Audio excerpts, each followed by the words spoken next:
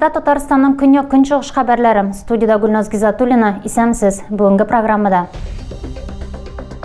Туган якны өйрәнүчеләр берләшә. Әлмәттә музей хезмәткәрләре шәһәр тарихын баету теләге белән яна. Кем җылы сүз, кем әйберләтә, кемдер акчалата булыша. Зәй халкы бердәмлек үрнәге күрсәтә. Шәһәр мәдәният йортында махсус хәрби операциядә катнашучыларга актив ярдәм күрсәтүчеләрне хөрмәтләделәр. Ишетү сәләтеннән мәхрүм калучылар тормышы. Тынлык музее һәркемгә тавышсыз дөньяда яшәүчеләр халәтен аңларга мөмкинлек бирде. Фәнни хезмәткәрләр шәһәр юбилеена әзерлек эшләре башлады. Өлкән яшьтәге хезмәттәшләреннән исә алар фотоларны һәм башка архив материалларының төгәл даталарын билгеләүдә ярдәм сорый. 1 сәгатьтән артык вакыт эчендә әлмәтләр 200-дан артык материал карады. Түгәрәк өстәл утырышында безнең иҗат төркемендә булып кайтты.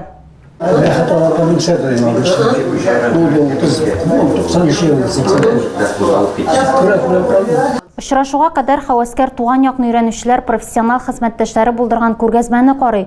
Өлкәннәр исә музей фондларында сакланучы фотоларның төшерелү даталарын һәм урыннарын билгеләү өчен кирәк. 12 меңгә якын хәзинәнең 2 меңнән артыгын фотолар тәшкил итә. Туган якны өйрәнүчеләр шуңа да хәвәскәр коллегаларыннан ярдәм сорарга булган. Бу алар өчен тарихны искә төшерү өчен яхшы сәбәп. Туган якны өйрәнүчеләр эшендә кыенлыклар да булгалый. Төзелеш һәм бинаны реконструкцияләүнең төгәл датасын билгеләү күп очракта җиңел бирелми. Түгәрәк өстәл утырышы шәһәр юбилеена зур проектларның бер өлеше. Туган якны өйрәнүчеләр Әлмәтнең 70 еллыгына фотоларда, китапларда, вакыйгаларда яңартылган һәм тулыландырылган тарих тәкъдим итәргә тели. Бер көндә 2000 фотоны карау һәм тарихны сөйләп чыгу мөмкин булмаганга утырышта катнашучылар кабат очрашырга сүз куешты. Зәй шәһәр мәдәният йортында махсус хәрби операциядә катнашучыларга актив ярдәм күрсәтүчеләрне хөрмәтләделәр. Махсус хәрби операция игълан ителгәч тә шәһәрдә 5 гуманитар ярдәм җыю пункты эшли башлый. Уртак тырышлык белән Зәйдә барлыгы 72 тонна гуманитар ярдәм җыела.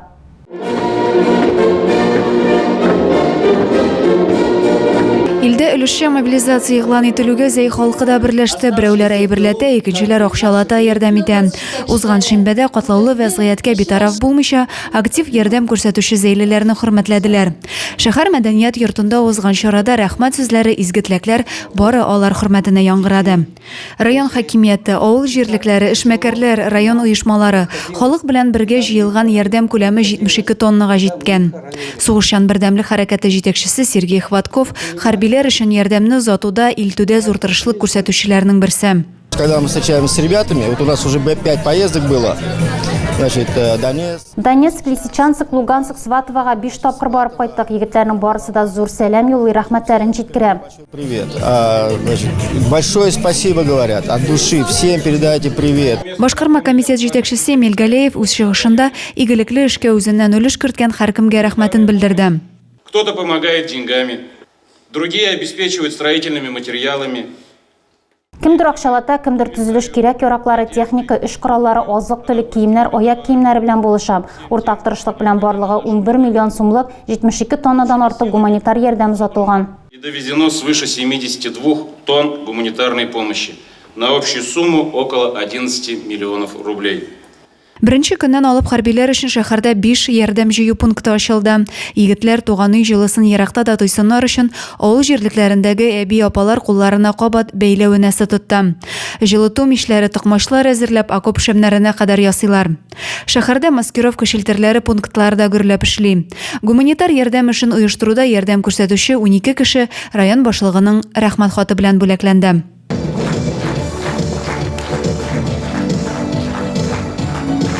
Бәйрәм кунакларына энергетик мәдәният йорты артистлары, балалар музыка мәктәбе коллективлары үзләренең матур чыгышларын тәкъдим итте.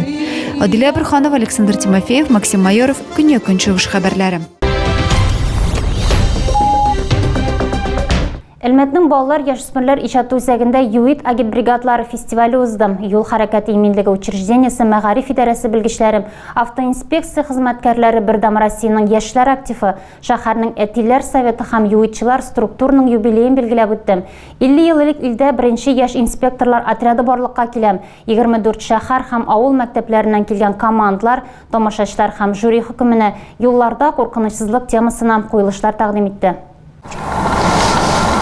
Инспектор ГИБДД капитан Светофорский. Гражданочка, что за дела? Капитан Светофорский яки көндәлек тормышта 16-нчы мәктәпнең 5-нче сыйныф укучысы Әмир Миразисов ЮИТ отрядында инде 4-нче ел. Үз костюмы турында ул чын автоинспектор буларак устав буенча һәм барлык характеристикларны атап сөйли. Әмма махсус таяк урынына ул шоколад белән коралланган. Мигалка на иммерсионном механизме. Махсус механизмда ут кабына кнопка ярдәмендә ул әйләнә башлый, лампочка кабызыла, металл корпус аңа утны кире кайтарырга булыша. От металлического корпуса. Светофор командасы тамашачы өчен идеаль шәһәр турында спектакль әзерләгән. Биредә әкият турында балаларга юл йөрү кодексы укыйлар, машина йөртүчеләр һәм җәяүлеләр исә бер-берсенә карата аеруча игътибарлы. Кичкенә спектакльне иҗат итүчеләр фикеренчә, кай вакыт чын шәһәр юлларында шулар җитми.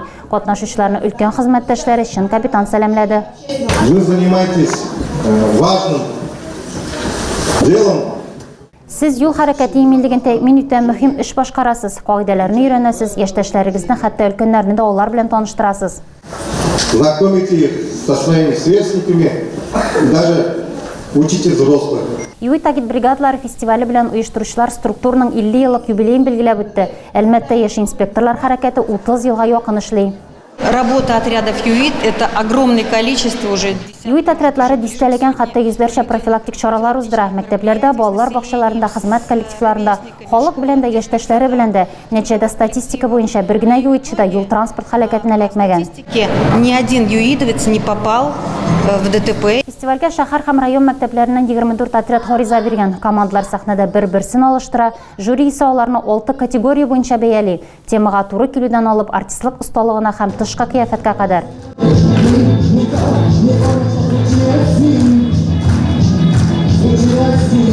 Көндәшләре сәхнәдә чыгыш ясаганда 16-нчы мәктәп командасы үз чыгышларын әзерләнә. Сценарий, куелыш һәм костюмнар өчен педагог оештыручы Регина Вахитова җавап бирә. Ул легкие крылья театр артисты. Все так складывается хорошо. Здесь. Биредә мәктәптә театрда эшләвем ярдәм итә, ә театрда минем мәктәптә булуым отышлы. Все взрослые в этом сказочном городе в детстве мечтали стать инспекторами ГИБДД. Соңгы команда чыгыш ясаганнан соң иң җаваплы өлеш башланды. Жюри фестиваль җиңүчесен сайларга тиеш.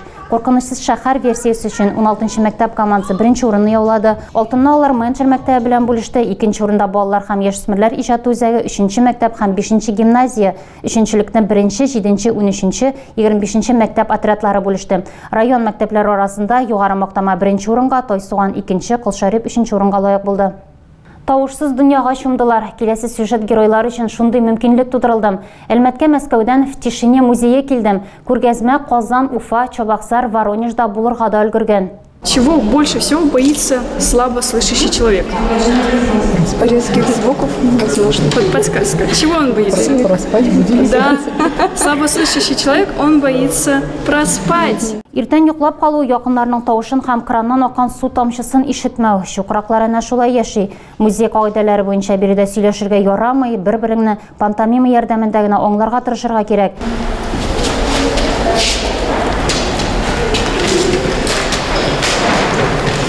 Бармаклар белән аралашуны өйрәнеп, күргәзмә кунаклары хис органнары белән үзара бәйләнеш буенча мастер-класста тавышсыз дөньяга чумуларын дәвам итә. Тәм һәм хуш хисләр дөньясы белән танышалар. Следующий запах у нас это какао. Тавышсыз дөнья белән танышырга махсус колакчыклар ярдәм итә. Аны Әлмәт районы башлыгы да сынап карады.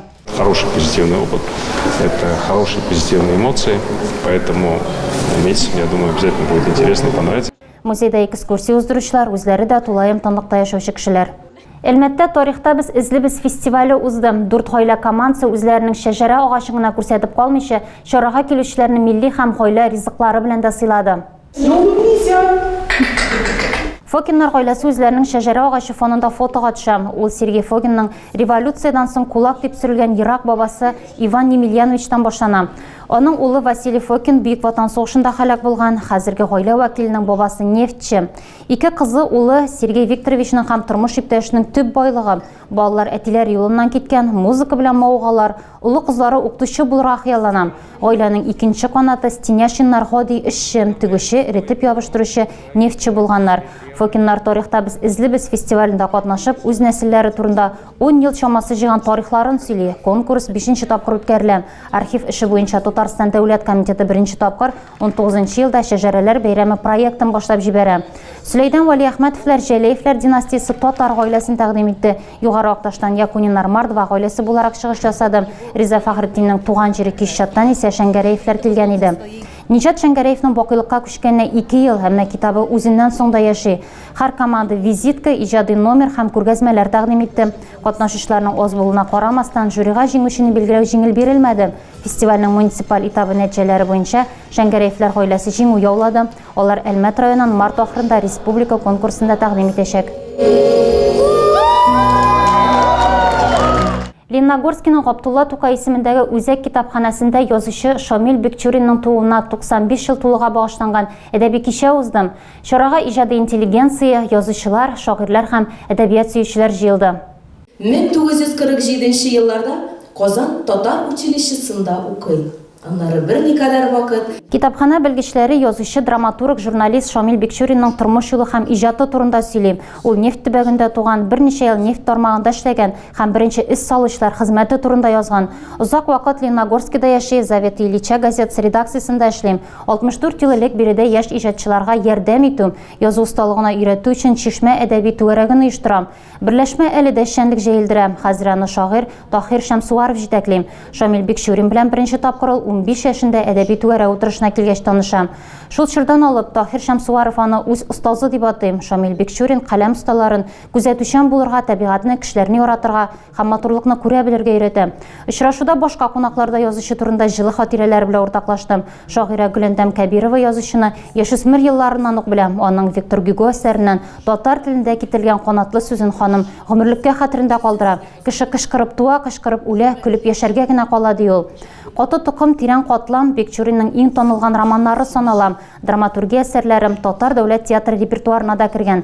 Романнар төрле телләргә тәрҗемә ителгән, аларны чит илләрдә дә укыйлар. Шамил Бекчурин Советлар Союзының атказанган мәдәният хезмәткәре исеменә лаек. Лениногорск урамнарының берсе аның исемен йөртә. 3 елга бер тапкыр талантлы лениногорскиларны Шамил Бекчурин исемендәге премия белән дә бүләклиләр. Ул районда язучының вафатыннан соң гамәлгә ашырыла. Тагы да күбрәк яңалыклар һәм тапшырулар белән безнең сайтта таныша аласыз. Без социаль челтәрләрдә дә бар, хәбәрләр юллагыз. Бүгенгә менә шулар. Мин сезнең белән саубуллашам. Исән-имин булыгыз.